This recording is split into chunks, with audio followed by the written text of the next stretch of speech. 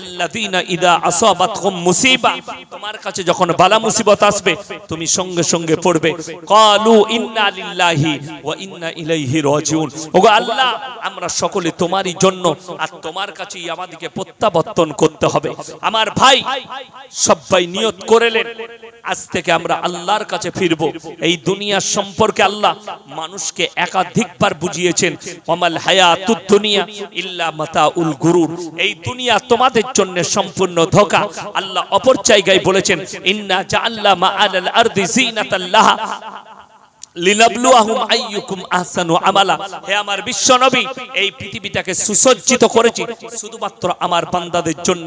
আর আমি আল্লাহ আমার বান্দার কাছ থেকে একটা জিনিস চাই, আইয়ুকুম আহসানু আমালা, ভালো আমলটাকে করে নিয়ে আসবে। আমার ভাই, আমার আল্লাহ রাব্বুল আলামিন পরের আয়াতে মানুষকে সাবধান বানিয়ে দিলেন, ওয়া ইন্না লাজাইলুনা মা আলাইহা সাইদান জুরুজা। হে আমার নবী, পৃথিবীর মানুষকে বলো আবার এমন একটা দিন তোমাদের সম্মুখে উপস্থিত করে দেব যেদিনে গোটা পৃথিবীটাকে আমি ধুলে কোনায় পরিণত করব। অপর জায়গায় আল্লাহ বলছেন, ইদা শামসু কুফিরাত ওয়া ইদান নুজুমুন কাদারাত ওয়া ইদাল জিবালু সুয়িরাত ওয়া ইদাল ইশারু উত্তিলাত ওয়া ইদাল বিহারু সুজ্জিরাত। হে আমার নবী বলো, আসমান আর জমিনকে ফাটিয়ে চৈচাল্লা করে দেব, সব চূর্ণ বিচূর্ণ করে দেব, সমুদ্র উতলে পড়বে, ঘর বাড়ি পাহাড় পর্বত সব রঙিন পশমের মতো উড়িয়ে দেব। সেদিনে পৃথিবীর মানুষ সবাই নির্মূল ভাবে মিটে যাবে। আমার আল্লাহ একাধিক দলিল দিয়েছেন। আমার ভাই, যে জাতি আমার আল্লাহর কাছ থেকে দিন থেকে মুখ ফিরিয়েছে, আল্লাহ তাদেরকে ধূলিসাৎ করেছে। কোরআনে আছে এমন একটা জাতি এসেছিল পৃথিবীর বুকে, যাদেরকে যখন ধ্বংস করেছে তার নবীকে বলা হয়েছে, তুমি দেখো আমি খেলার মাঠের মতো করেছি। ক্বালাল মালাউল্লাযীনা ইসতাকবারু মিন কওমিহি লাইন ইত্তাবাতুম শুআইবান ইন্নাকুম ইযাল লাখাসিরুন। হে আমার নবী, শুআইব নবীর কওমকে দেখোনি, যারা চেয়েছিল, যারা বলেছিল শুআইবের আল্লাহকে যারা বিশ্বাস করবে, শুআইবকে যারা নবী হিসেবে বিশ্বাস করবে, আমি তাদেরকে ধূলিসাৎ করে দেব, তাদেরকে আমরা কতল করব। আমার আল্লাহ রাব্বুল আলামিন বললেন, হে আমার শুআইব নবী, তুমি সরে যাও তোমার কওমের কাছ থেকে। আল্লাহ কি করবেন? আল্লাহ বললেন, তুমি খালি মজাটা দেখবে।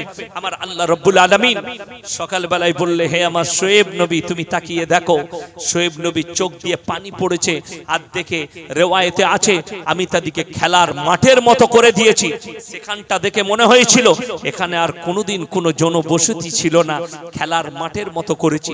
শুধু তাই নয় আমার ভাইয়েরা, হযরতে নূহ নবীর কওমকে বন্যায় আল্লাহ ডুবিয়েছিল, গোটা পৃথিবীতে প্রলয় ঘটিয়েছিলেন। সমুদ্রের পানিকে আল্লাহ 1250 ফুট উপরে তুলে গোটা পৃথিবীটা ডুবিয়ে তাদেরকে ধ্বংস করেছে।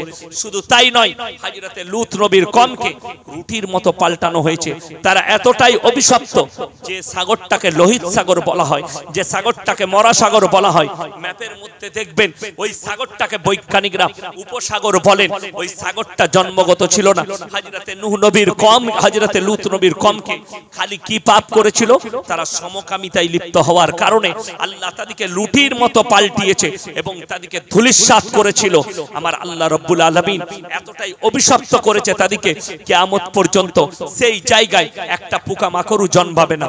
ফেরাউনকে আল্লাহ তাআলা যখন ধ্বংস করলেন পানির মধ্যে ডুবিয়ে, পানি তাকে লাইনি ছুঁড়ে ফেলিয়ে দিয়েছে, জমিন তাকে লাইনি, জমিন উপর থেকে ছুঁড়ে দিয়েছে, আগুন তাকে লাইনি, মাটি তাকে লাইনি, কেউ তাকে লাইনি, মধ্যস্থলে দাঁড়িয়েছিল।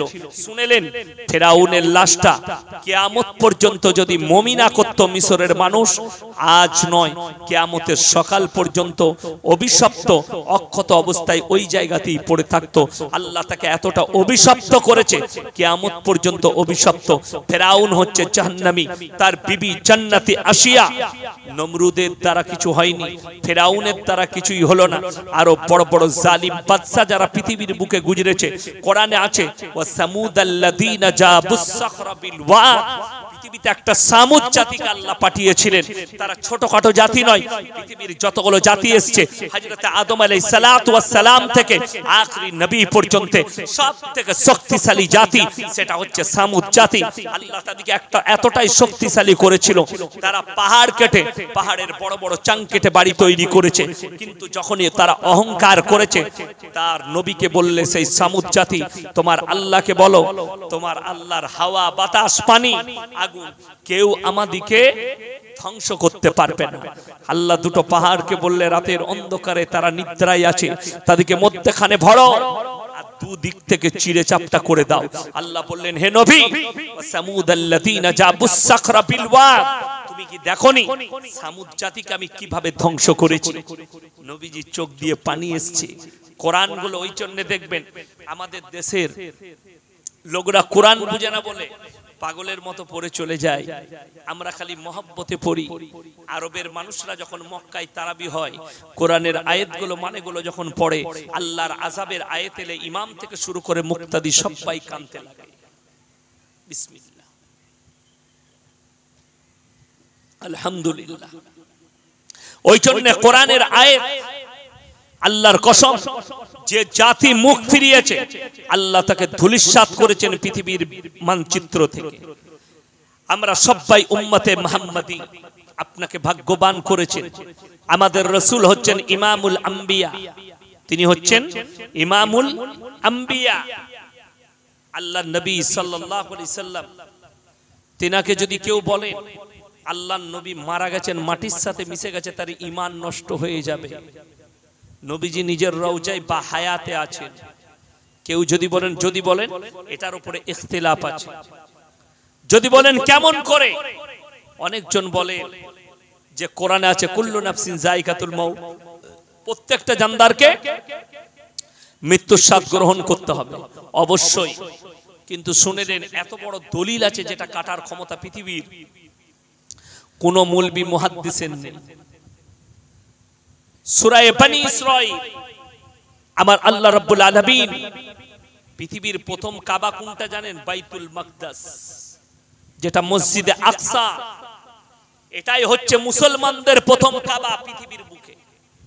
ওই জায়গাতেই আমার নবীজি সাল্লাল্লাহু আলাইহি সাল্লাম নামাজের অবস্থায় আছে, সিজদারত অবস্থায় আল্লাহ সঙ্গে সঙ্গে আয়াত পাঠালেন, সাতরাল মসজিদিল হারাম, হে নবী তুমি তোমার মাথাটা মসজিদে হারামের দিকে ঘুরিয়ে লাও, আজ থেকে আর কাবা বাইতুল মাকদাস নয়, মসজিদুল হারাম। জোরে বলুন সুবহানাল্লাহ। কাবা পরিবর্তন হলো, মুসলমানদের প্রথম কাবা হচ্ছে, সেটা হচ্ছে বাইতুল মাকদাস, মসজিদে আকসা। আমার ভাই, আল্লাহর হাবিব সাল্লাল্লাহু আলাইহি সাল্লামের যে জীবনের একটা মারাত্মক ঘটনা, আল্লাহ যেটা পৃথিবীর মানুষের জন্য দৃষ্টান্ত দিয়েছিলেন, যেখান থেকে আপনাকে নামাজ এনে দিয়েছেন, যেখান থেকে রোজা এনে দিয়েছেন, সেটার নাম হচ্ছে মেরাজ। মেরাজে সশরীরে নবীজির আসমান, প্রথম 7 আসমান, আল্লাহর আরশ কুরসি পরিদর্শন, জান্নাত জাহান্নাম পরিদর্শন নবীজি করেছেন, আবার দুনিয়াতে ফিরেছেন। আমার আল্লাহ রাব্বুল আলামিন কোরআনে বললেন, সুবহানাল্লাযী আসরা বিআবদিহি লাইলাম মিনাল মসজিদিল হারাম ইলাল মসজিদিল আকসাল্লাযী বারাকনা হাওলাহু লিনুরিয়াহু মিন আয়াতিনা ইন্নাহু হুয়াস সামিউল বাসীর। হে আমার বিশ্বনবী, পৃথিবীর মানুষকে বলো, আমার নবী হযরতে জিবরিল আমিন পেছন থেকে তুলে মসজিদে হারাম থেকে মসজিদে আকসা, রিওয়ায়াতে আছে মসজিদে আকসায় এসে নবীজি সাল্লাল্লাহু আলাইহি সাল্লাম ইমামতি করলেন, 2 রাকাত নামাজ পড়ালেন এবং পৃথিবীর হযরতে আদম আলাইহিস সালাতু ওয়াস সালাম থেকে সমস্ত নবী পেছনে নামাজ আদায় করলেন। জোরে বলুন সুবহানাল্লাহ। সমস্ত নবী নামাজ পড়েছেন। ওই জন্য নবীকে, আল্লাহর হাবিবকে বলা হয় ইমামুল আম্বিয়া। তিনি ইমামতি করেছিলেন, নবীজির পেছনে সমস্ত নবীরা নামাজ পড়েছেন বাইতুল মাকদাসে। এটা সহিহ রিওয়ায়াত, এটাকে কেউ মিথ্যা বললে তার ঈমান নষ্ট হয়ে যাবে। আমার ভাই, তাইলে জানতে হবে, যখন নবীরা সশরীরে নামাজ আদায় করেছেন, জানতে হবে আল্লাহ তাআলা আল্লাহর রাসূল এবং নবী পয়গম্বর দিকে তিনাদের কবরে বা হায়াতে রেখেছেন। জোরে বলুন সুবহানাল্লাহ। হযরতে ঈসা মাসীহকে আল্লাহ আসমানে তুলে নিয়েছেন। অনেক আমাদের দেশের কিছু ভণ্ড আছে, তাদের দলিল আল্লাহর হাবিব হযরতে ঈসা মাসীহকে তিনি মায়ের পেটে জন্ম নেবেন, রেওয়ায়েতটা ভুল। আল্লাহ তিনাকে আসরের নামাজে দামেস্কের মসজিদে নামাবেন। ইমাম মেহেদীর জামানায় তিনাকে নামানো হবে আসরের নামাজে।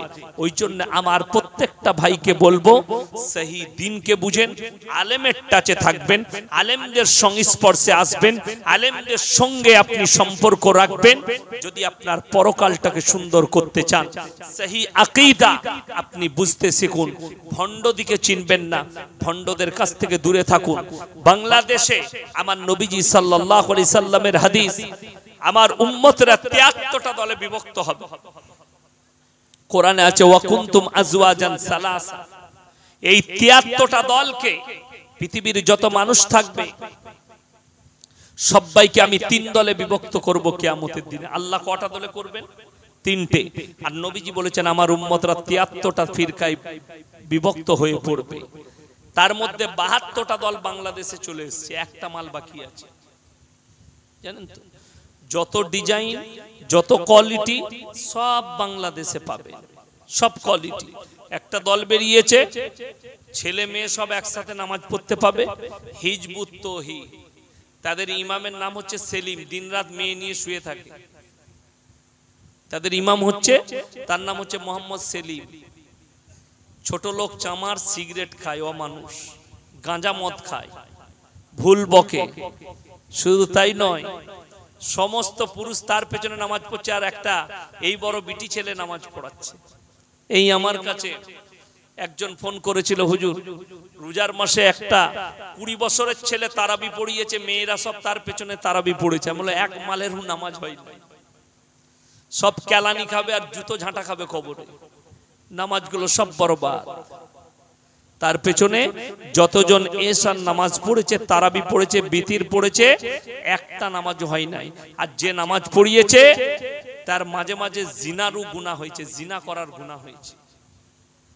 একটা ছেলে শুনেলেন, আলহামদুলিল্লাহ তারাবি পড়াতে পারে, মেয়েরা পড়তে পারে, নাবালিগ হতে হবে ছেলেটাকে।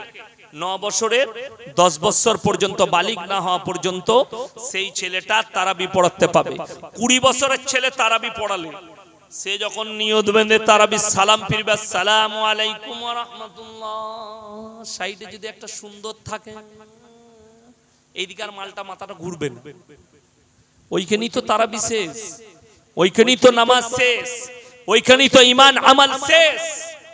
আল্লাহ রাব্বুল ইজ্জত আমাদের সকলকে সহি বোধ দান করুন, দ্বীনের উপরে প্রতিষ্ঠিত করুন। আল্লাহ আমাদের সকলকে দ্বীনের উপরে, দ্বীনের খিদমতের জন্য আল্লাহ সকলকে কবুল করুক। সবাই নিয়ত করেন, আজ থেকে আমরা দিনদার হব, পরেজগার, মুত্তাকি হব, দ্বীনের উপরে প্রতিষ্ঠিত হব।